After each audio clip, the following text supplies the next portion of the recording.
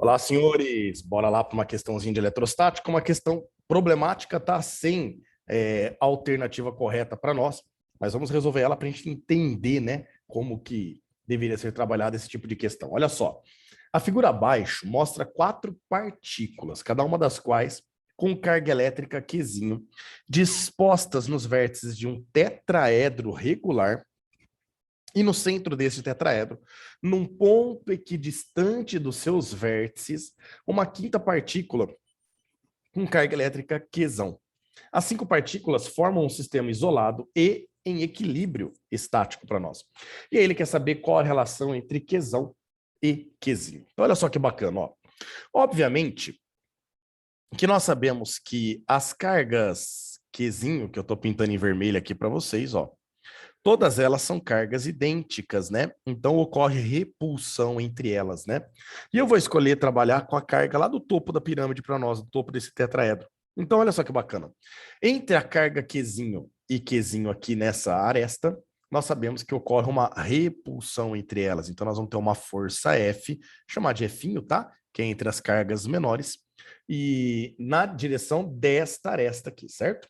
Agora, entre esta carga Qzinho e essa outra carga Qzinho, também há uma repulsão. E eu vou poder falar que a força tem a mesma intensidade que a primeira. Por quê? Porque é Qzinho próximo de Qzinho, e a distância que separa elas é o lado desse tetraedro, né? Do tamanho da aresta dela. Então, na lei de Coulomb acaba tendo os mesmos valores, portanto, a gente pode falar que existe a mesma força, o mesmo valor. E ainda tem essa relação entre essas duas cargas aqui também, que também determina uma repulsão. Essa força, apesar de aparentar estar na vertical no meu desenho, ela não está vertical, ela está alinhada com esta aresta aqui, ou seja, ela tem uma inclinação em relação à base, né, a parte plana horizontal aí do tetraedro, a base do nosso tetraedro. Então, o que nós vamos ter que enxergar agora é que todas essas forças estão direcionadas na direção da aresta, né? Coincidente com as direções das arestas. E essas arestas, olha só que bacana, estas arestas, ela possui um certo ângulo em relação, ó, se eu pegar no mesmo alinhamento aqui, ó, elas possuem um certo ângulo em relação à base do tetraedro. Esse ângulo eu vou chamar de alfa aqui para nós. E nós vamos precisar desse ângulo, obviamente. Então, aqui, ó, esse ângulo aqui parece pequenininho, mas, né, entre a nossa aresta e a base, né, dessa superfície, nós temos um ângulo alfa. Isso significa, senhores, que lá em cima, essas forças F, elas possuem um ângulo alfa em relação à horizontal para nós, que seria a horizontal, a paralela à base desse tetraedro para nós. E nós vamos precisar, logicamente, descobrir essas forças, perdão, esse ângulo. Bom, além de ter essas forças F, nós vamos ter aqui uma força trocada entre a carga Qzinho e a nossa carga Qzão, certo ou não? Aqui, ó, entre essas duas, também há uma interação elétrica entre elas. Só que agora, olha que bacana. Tenho três forças inclinadas ali na Qzinho. Se eu decompor elas, eu vou ter componentes horizontais das três forças, mas eu também vou ter componentes verticais das três forças, certo? E dessa forma, com componentes verticais, três componentes verticais puxando para cima, para poder equilibrar e garantir aquele equilíbrio estático que ele garante no texto para nós, eu já percebo que a força de interação entre Qzinho e Qzão, com certeza, tem que ser uma força de atração. Porque ela é a última força que vai aparecer na carga Qzinho. E essa força tem que ter a mesma direção das componentes verticais das F'inhos, né? Porém, sentido oposto a elas para poder ter o equilíbrio. E isso já garante uma coisa para nós, que a carga Qzinho e a carga Qzão, elas têm sinais opostos, tá? Eu não sei se o valor delas é esse ainda, mas com certeza, se uma é positiva, a outra é negativa. E isso já permite a gente jogar fora a alternativa C. Aliás, todas as alternativas nós vamos jogar fora aqui, porque não tem alternativa correta nesse exercício, né? Foi mal formulado. Mas, se você tivesse com alternativas e tendo uma correta aí, essa você já poderia jogar fora em função apenas dos sinais aí para nós. Belezinha, meninos? Bom, agora nós vamos ter que pensar nesse ângulo alfa e também na distância entre as cargas Qzinho, que é essa distância aqui, ó, e as cargas Qzão. Aqui, meninos, vocês têm duas opções de trabalhar. Obviamente que eu vou optar aqui para vocês a mais fácil, porque senão esse vídeo vai se alongar muito, né? Mas óbvio que a gente pode trabalhar a geometria. A geometria trabalhando com triângulos e trabalhando com triângulos retângulos, né? E trabalhando a parte geométrica para conseguir deduzir essas relações. Mas o tetraedro, ele já traz formulinhas prontas para vocês, né? Então, uma das formulinhas que nós sabemos, que nós temos que saber é que a distância entre o centro do tetraedro e os seus vértices, que seria a distância do centro até a circunferência circunscrita nesse tetraedro, né? Ou seja, seria o raio para nós. Essa distância, meninos, ela vale exatamente o lado do teu tetraedro, que eu vou chamar de L, vezes raiz de 3 sobre 8 para nós. Então, a gente já sabe qual é a distância entre a carga Qzão e a carga Qzinho, não é verdade? A distância entre a carga Qzão e a carga Qzinho é exatamente essa distância, que é o lado do tetraedro, vezes raiz de 3/8 para nós aí. Lembrando que aqui o L representa para nós os lados desse tetraedro aqui. Belezinha? Uma outra distância que a gente vai ser importante para nós é a distância para a gente poder encontrar esse ângulo alfa. Esse ângulo alfa. E para isso, ó, eu coloquei uma outra figura um pouco maior aqui, que vai nos permitir calcular esse ângulo alfa. Então, olha só que bacana. Aqui eu tenho a altura total do meu tetraedro, até bater ali na base dele. E eu sei que se eu traçar essa altura aqui, ó, o ângulo entre esse segmento e esse segmento que nós temos vertical vale 90 graus. Aqui nós temos o lado L. E a altura do tetraedro é uma outra relação que você já pode utilizar direto, né?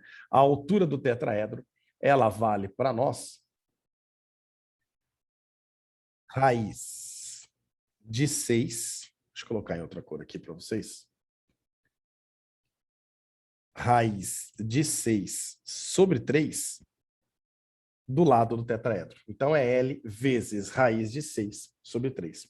Lembrando que aqui o que eu quero descobrir é o ângulo entre a aresta e a face, a base para nós, né, que nós chamamos de alfa. Esse ângulo também existe, uma relação já pronta dentro do tetraedro. Mas esse daqui é mais tranquilo para a gente poder trabalhar a geometria, né? Olha só que bacana. Se eu quero achar o seno de alfa, eu posso falar que o seno de um ângulo é o cateto oposto a ele, que seria L vezes raiz de 6 sobre 3, dividido pela hipotenusa do triângulo, né? Que no caso aí é o L para nós. E aí L corta com L, a gente descobre que esse seno alfa, ele vale raiz de 3, raiz de 6 sobre 3. Pião, mas por que que você se interessou no seno de alfa? Porque, senhores, olha só. Obviamente que nós sabemos aqui que o ângulo, olha só, o ângulo alfa é o ângulo entre a direção da força F e a horizontal, não é verdade? Ó, entre a direção da força F e a horizontal. Só que ali, em cima, na carga Qzinho, não me interessam as componentes horizontais, né? O que me interessa, na verdade, são as componentes verticais que eu preciso para equilibrar a força F1. Então, a hora que a gente vai decompor esse vetor na vertical, a componente vertical, percebo que ela é projetada sem o ângulo alfa para nós, né? Então, para achar as componentes verticais, nós vamos precisar do seno do ângulo alfa para nós. Então, cada uma daquelas componentes lá em cima, tá? Cada uma daquelas componentes vai ser o vetor que então nós estamos decompondo, que é o vetor F. Como eu decomponho ele sem o ângulo alfa, a gente vai falar que é F seno de alfa para nós aqui. Fechou? Então, por isso a importância do seno do ângulo e não do cosseno. O cosseno seria a projeção horizontal para nós, seria F cosseno alfa, mas essa não interessa muito porque elas vão se anular entre si ali. Portanto, ó, voltando agora, indo para uma terceira figura que eu fiz para vocês aqui, eu aumentei, né? Ampliei ali o topo do tetraedro e agora nós temos essas componentes, as forças F, e eu teria que achar as componentes de cada uma dessas F'inhos. Então, se a gente desenhasse aqui, ó, nós íamos ter a componente da F'inho em vertical, mas das três, né? Das três componentes F'inho. Olha que bacana. E lembrando que aquelas estão em direções diferentes, né? Por isso que vai ficar meio que inclinado aqui as linhas de projeção. Mas o que nos interessa, obviamente, é encontrar essas três componentes verticais, que é com ela que nós vamos trabalhar. Então, nós vamos ter aqui a componente F' seno alfa de uma força, a componente F' seno alfa da segunda força e a componente F' seno alfa da terceira força. A decomposição, as componentes, né, verticais, a partir da decomposição dessas três forças, as componentes verticais somadas, elas têm que equilibrar a força F. Então, vou colocar aqui, ó. Eu vou ter aqui F' seno alfa mais F' seno alfa mais F' seno alfa. Nós vamos ter um total de 3 vezes F' seno alfa. Tudo isso igual à força Fão, que é a força elétrica, né, trocada entre a carga Qzinho e a carga Qzão. Se a gente lembrar da lei de Coulomb, força elétrica é a constante eletrostática, o módulo de uma das cargas vezes a outra carga, dividido pela distância que separam elas ao quadrado. Então, aplicando isso, nós vamos ficar 3 vezes o F'. Quem que é o F'? F' é a força trocada entre as cargas Qzinho. Estão lembrados? Ó, entre as cargas vermelhinhas? Então, nós vamos colocar aqui K Qzinho vezes Qzinho, tudo em módulo, dividido pela distância entre elas. Perceba que a distância entre elas aqui nada mais é que o lado, né, do tetraedro, né? Então, a gente vai poder falar aqui que é a distância L ao quadrado vezes o seno de alfa para nós. Tudo isso igual à força Fão. Quem que vai ser a força Fão? Vai ser K. A carga Qzão vezes a carga Qzinho, lembre-se que a força Fão é a relação entre Qzão e Qzinho, né? Então vai ficar K, Qzão vezes Qzinho, dividido pela distância entre elas ao quadrado. E essa distância entre elas é aquela distância que eu falei para vocês aqui, ó, que é a distância do centro do tetraedro até os vértices, que vale L vezes raiz de 3 sobre 8. Então a gente vai colocar tudo isso, ó, L raiz de 3 oitavos, tudo isso ao quadrado para nós. A partir de agora, a gente pode começar a cancelar quem tem em comum nos dois lados, né? Então, por exemplo, K, Qzinho de um lado, eu consigo cortar com K, Qzinho do outro lado, certo? Então, agora vai ficar 3 sobre L ao quadrado vezes o seno de alfa. Seno de alfa que nós já descobrimos anteriormente, né? A gente fez o cálculo aqui, ó, desenhamos o triângulo retângulo e vimos que o seno de alfa vale raiz de 6 sobre 3. Então, substituindo aqui, ó, raiz de 6 sobre 3. Tudo isso é igual a Qzão dividido por L ao quadrado, e a raiz quadrada corta com o quadrado, então vezes 3 oitavos para nós aqui. Percebo que agora L quadrado e L quadrado dos dois lados, ó, no denominador, nós também podemos cancelar, assim como esse 3 com esse 3. A gente também pode cancelar. Eu esqueci do Qzinho aqui, ó, só ajeitar aqui, esse Qzinho aqui que está multiplicando ali, ó, acabei esquecendo, volta ele ali.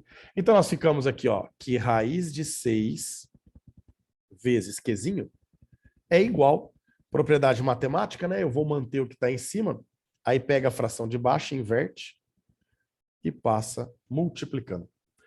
Portanto, agora, senhores, a gente pode passar o 3 multiplicando e o 8 dividindo, né? E aí nós vamos chegar finalmente que Qzão equivale a 3 vezes raiz de 6 sobre 8 de Qzinho.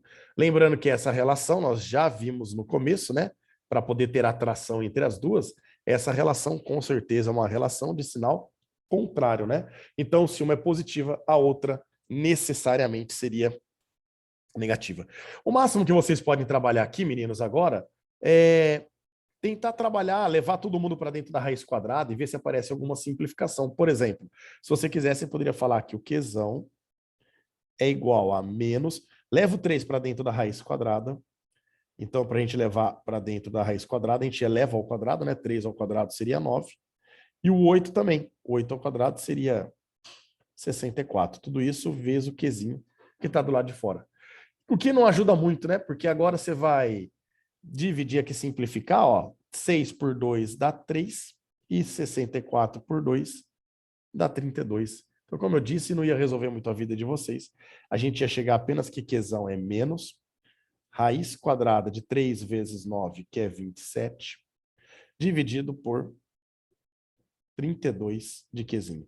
Dá até para simplificar aí também, né? O 9 tirar da raiz, o 32 falar que é 16 vezes 2, então seria o 16 também da raiz, então ficaria 3/4 de raiz quadrada de 3 sobre 2. Mas não resolve muitos problemas nossos. Então, essa seria a relação, essas deveriam ser as alternativas que teria que ter, né? Para a gente poder ter a relação entre a carga Qzinho e a carga Qzão, para que essas partículas fiquem em equilíbrio. Fechou, senhores? Grande abraço a todos e até a próxima.